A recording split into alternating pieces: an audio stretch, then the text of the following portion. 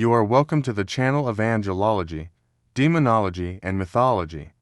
We are going to be discussing the archangels. Now, archangels vary in numbers depending on which canonical authority is describing them. For instance, recently, the Catholic Church decided to de-recognize 4 of the archangels and left to only 3 and the reason for this is because these angels that are mentioned in the canonical scriptures. Most of the information that we get about the other 4 archangels are from apocrypha scriptures like the Book of Enoch, the Book of Mary, and other apocrypha books. Further information about the archangels can be gleaned from the Kabbalah, the Rabbinic and the Mystical Talmud, and the Quran. Now, who are the recognized archangels?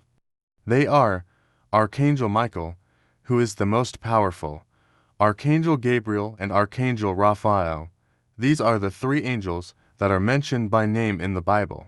Then they have 4 other archangels, which are gotten from non-canonical sources: Archangel Uriel, Archangel Chamuel, Archangel Jophiel, and Archangels Adcuel. So these are 4 archangels that are not mentioned by name in the canonical scripture, so actions in the Bible have been ascribed to them as non-canonical sources. Now, the first and foremost of the archangels is Archangel Michael. Now, it is recognized by Judaism, Christianity, and Islam. In Islam, he is called Michael. He is the leader of the heavenly host, a spiritual warrior in the battle of good and evil. He is also regarded as the guardian angel of the church. He is also regarded as the guardian angel of Israel. Israel is the only country that has 2 guardian angels, Michael and Gabriel. He's usually shown as man with a sword vanquishing the devil in a form of a dragon. In Acts chapter 7 verse 38, it's said to have been the angel that spoke to Moses on Mount Sinai. In the book of Revelation, he is the one that vanquished the dragon. In Daniel chapter 10 verse 2, the angel sent to give message to Daniel, who was held captive for 21 days by the prince of Persia before being rescued by Michael.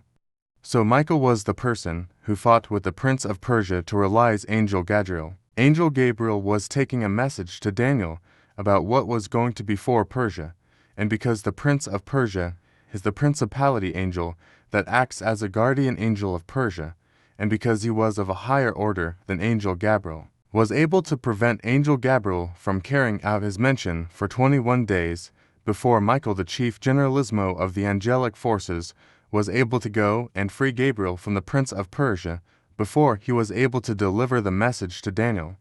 In fact, this guardian angel is believed from non-canonical sources to be named Dabiel. Now, Dabiel was once said to have reported Gabriel in heaven at some point.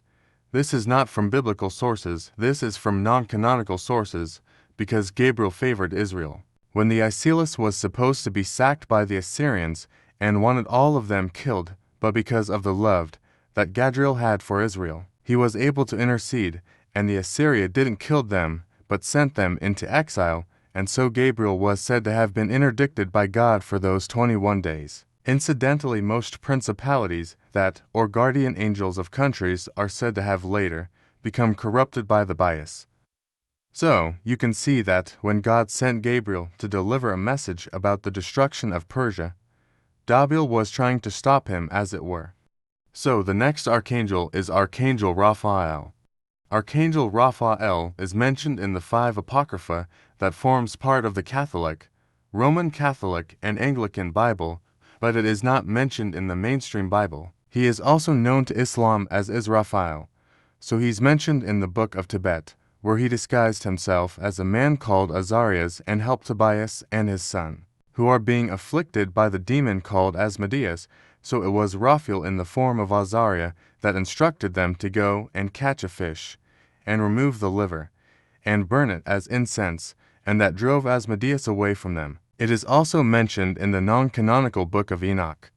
Raphael, also mentioned in a non-canonical books as one of the 3 visitors who came to Abraham to announce the birth of Isaac at the Oak of Moreh. So they came to Abraham, and Abraham welcomed them and offered them food and water. The angel who also stirs the pool of Bethesda, thus converting it with healing powers, is also believed to be Angel Raphael. So know in the pool of Bethesda a people will gather around it, and it is believed that first thing in the morning an angel will come and stir the water and confide it with healing powers, and people who jump into that water become magically healed. See, it is believed that it is Angel Raphael, although this is not mentioned in the Bible. In Islam, the angel who stands permanently with a trumpet, waiting to blow the trumpet to announce the judgment day, is said to be Angel Raphael. He is also a patron saint of all children, helps to heal them. Now, as El mentioned earlier, Angel Michael is believed to be one of the three angels that visited Abraham. Now Raphael was on the left, Michael was in the center, and then Gabriel was on the right side. Now at that time, they were sent for 3 different missions by God, and they decided to move together, and what happened was that Gabriel's message was to tell Abraham about the destruction of Sodom and Gomorrah. So that was his own message that he passed on to Abraham. Michael's message was to inform Abraham and Sarah about the birth of their son Isaac. Raphael's own message was to heal Abraham of recent circumcision. Abraham had just been circumcised, and probably the wound was not healing properly, so Raphael came there to help him heal his circumcision. Raphael is also believed to be a guardian angel of pilgrims and travelers. Now the next archangel we want to discuss is Archangel Gabriel. Now Archangel Gabriel is known to Judaism, Christianity, Islam, and the Baha'i faith. Now in Islam he's called Jibril. So what role was assigned to Gabriel?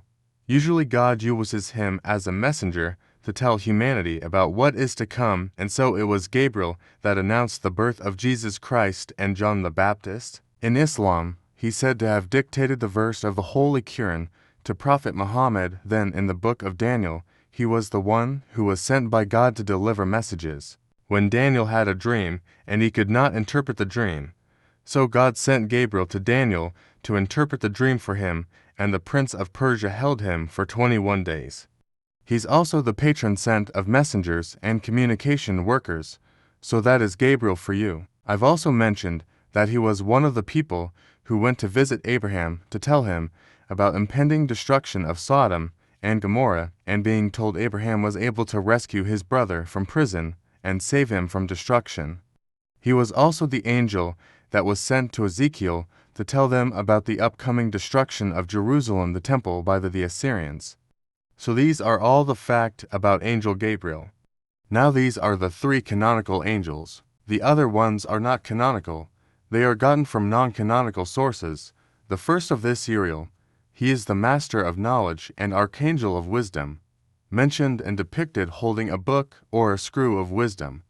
In Esdras-un, the book of the Apocrypha, Uriel is sent to give instruction to Prophet Ezra, after Ezra asked God a series of questions. He is believed to have saved John the Baptist and his mother from the massacre of innocents by ferrying them to join Jesus Christ and Mary in Egypt when King Herod wanted to massacre newborns. He also believed by non-canonical scriptures to have been the one that helped in the burial of Adam and Abel. So those are some of the functions of Archangel Uriel. The next archangel that we're going to be talking about is also a non-canonical angel, and he is called Angel Zachiel. Now Angel Zachiel, a patron saint of the Coptic Christians, who call him in Egypt Zadokiel, which means God is my righteousness. He's the angel of forgiveness, mercy, and benevolence. He is the unnamed angel who saved Isaac from being slain by Abraham.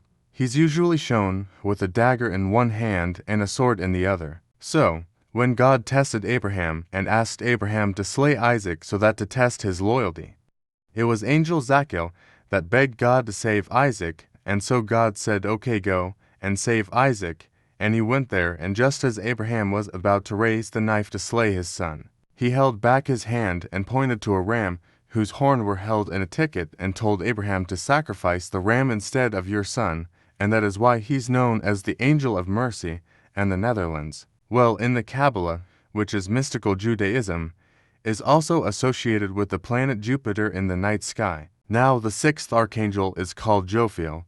So Jophiel is also known as an archangel. He is a non-canonical, but due to history and the culture, he was recognized even by the Catholic Church as one of the archangels, and he's believed to be the archangel of beauty, art, Wisdom and Jophiel actually means the beauty of God and is the only archangel that is depicted as female because of the association with beauty. Finally, the last non-canonical archangel is Angel Chamuel. He is an angel of pain and love and brings powerful spiritual illumination into your life when you are feeling anxious, sad, or lonely. Often depicted with your heart, helps to nurture your relationship, so Angel Chamuel is the archangel of law and that come to your side when you are anxious, sad, or lonely. So this brings the end of our video on the 7 archangels and their functions. Please do not forget to subscribe to this channel. Share with all your friends, your Christian and Muslim friends.